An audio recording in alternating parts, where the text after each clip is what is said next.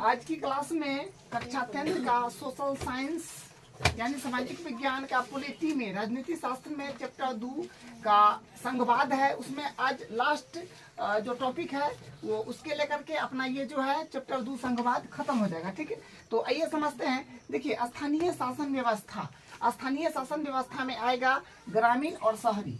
ठीक है, तो ग्रामीण और शहरी जो है ये स्थानीय शासन व्यवस्था में आएगा। तो ग्रामीण में हो जाएगा पंचायती राज, जो क्या बोलते हैं गांव में होता है पंचायती राज। वो ग्रामीण गांव घर में क्या होता है पंचायती राज होता है, जहाँ पर मुखिया सरपंच होता है, वही है पंचायती राज। तो इसमें हो जाएगा आपका ग्राम पंचायत, और दूसरा हो जाएगा पंचायत समिति, और तीसरा हो जाएगा जिला परिषद।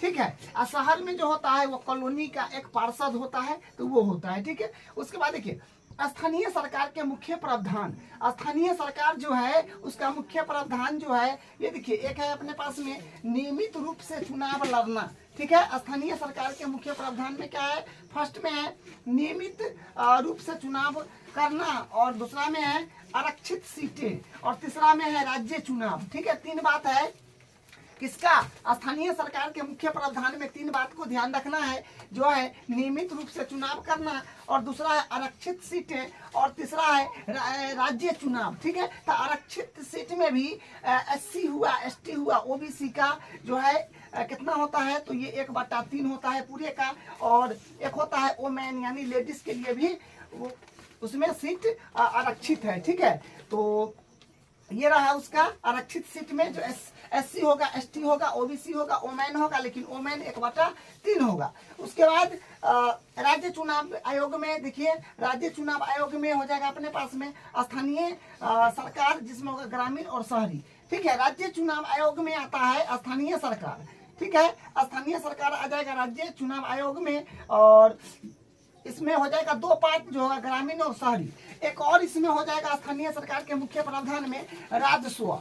ठीक है, तो स्थानीय सरकार के मुख्य प्रावधान में आप चार बात को याद रखेंगे, जो हो जाएगा फर्स्ट में नियमित रूप से चुनाव करना, और दूसरा में हो जाएगा आरक्षित सीटें, और तीसरा में हो जाएगा राज्य चुनाव, चौथा में हो जाएगा राजस्व। लेकिन आरक्षित सीट में हो जाएगा SC, ST, OBC, और ओमेन हो जाएगा जो 1/3 होगा, और राज्य चुनाव आयोग में हो जाएगा स्थानीय सरकार, जिसमें होता है ग्रामीण और शहरी। तो ये बात आप ध्यान रखेंगे। और उसके बाद है भारतीय निर्वाचन आयोग, ECT, इसको शॉर्टकट में बोलते हैं ECT। तो भारतीय निर्वाचन आयोग, तो इसमें देखिए अपने पास हो जाएगा लोकसभा, राज्यसभा, राष्ट्रपति, और विधानसभा, विधान परिषद, और उपराष्ट्रपति। ठीक है, तो इसको भी ध्यान रखना है कि भारतीय निर्वाचन आयोग जो होता है उसमें हो जाएगा लोकसभा, राज्यसभा, राष्ट्रपति, विधानसभा, विधान परिषद, और उपराष्ट्रपति। ठीक है, और एक और बात यहाँ पर है, भारत में अस्थायी सरकार। देखिए भारत में स्थानीय सरकार है। ठीक है, देखिए भारत में स्थानीय सरकार, भारत में स्थानीय सरकार में देख लीजिए कि इसको दो पार्ट करा गया है, जो है सफलताएं मजबूत हुई है, और इसमें क्या है कि महिलाओं का प्रतिनिधित्व, मतलब ये जो है इस बात पर ज्यादा ध्यान दिया गया है, इसलिए ये मजबूत हुआ है। क्या हुआ है कि महिलाएं मजबूत हुई है और महिलाओं का प्रतिनिधित्व है। और उसमें देखिए इसका दूसरा पार्ट में ग्रामीण सभाओं की नियमित बैठकों नहीं होती है, यानी ग्रामीण सभाओं को नियमित बैठक नहीं होती है। और दूसरा, अधिकांश राज्य सरकारों ने स्थानीय सरकारों को पर्याप्त अधिकार नहीं दिए हैं। क्या है कि अधिकांश राज्य सरकारों ने स्थानीय सरकारों को पर्याप्त अधिकार नहीं दिया है। ठीक है, इसमें दो बात ध्यान रखना है, ग्राम सभाओं की नियमित बैठक नहीं होती है, अधिकांश राज्य सरकार ने स्थानीय सरकारों को पर्याप्त अधिकार नहीं दिए हैं। उसके बाद यहाँ पर देखिए ये लाइन को केंद्रीकरण के उद्देश्य, देखिए केंद्रीकरण का उद्देश्य क्या है। केंद्रीकरण के उद्देश्य में देख लीजिए कुछ बात है, अनेक मुद्दे समस्याओं कनिष्ठ स्थान स्तर पर ही बढ़िया ढंग से हो सकता है। क्या है कि पहला पॉइंट की अनेक मुद्दे समस्याओं कनिष्ठ, मतलब अनेक समस्या, अनेक मुद्दे के, मतलब समस्या तो हर एक स्तर पर है, जो छोटे से बड़े तक जो भी मुद्दा हो, तो वही है कि अनेक मुद्दा समस्याओं का निपटास स्थान स्तर पर ही बढ़िया ढंग से हो सकता है। और दूसरा, लोगों को अपने इसके समस्याओं की बेहतर समझ होंगे, मतलब लोगों को जो है अपने इसके समस्या का बेहतर समझ होंगे। और अगला पॉइंट में लोगों को इस बात की भी अच्छी जानकारी होती है कि पैसा कहीं खर्च किया जाए और चीजों का अधिक कुशलता से उपयोग किस तरह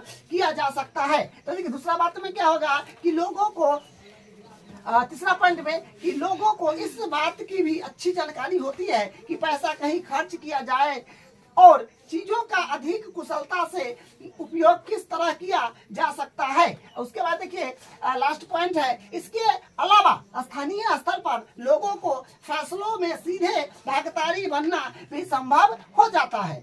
तो देखिए फिर से इसको रिपीट कर देते हैं। ये क्या है, विकेंद्रीकरण के उद्देश्य में आप इतना बात याद रखिएगा। जो पहला पॉइंट हो जाएगा, अनेक मुद्दे समस्याओं का निपटास स्थान स्तर पर ही बढ़िया ढंग से हो सकता है। और दूसरा है, लोगों को अपनी इसके समस्याओं की बेहतर समझ होंगे। और तीसरा पॉइंट है, लोगों को इस बात की भी अच्छी जानकारी होती है कि पैसा कहीं खर्च किया जाए और चीजों का अधिक कुशलता से उपयोग किस तरह किया जा सकता है। नेक्स्ट जो है लास्ट पॉइंट है, इसके अलावा स्थानीय स्तर पर लोगों को फैसलों में सीधे भागीदारी बनना भी संभव हो जाता है।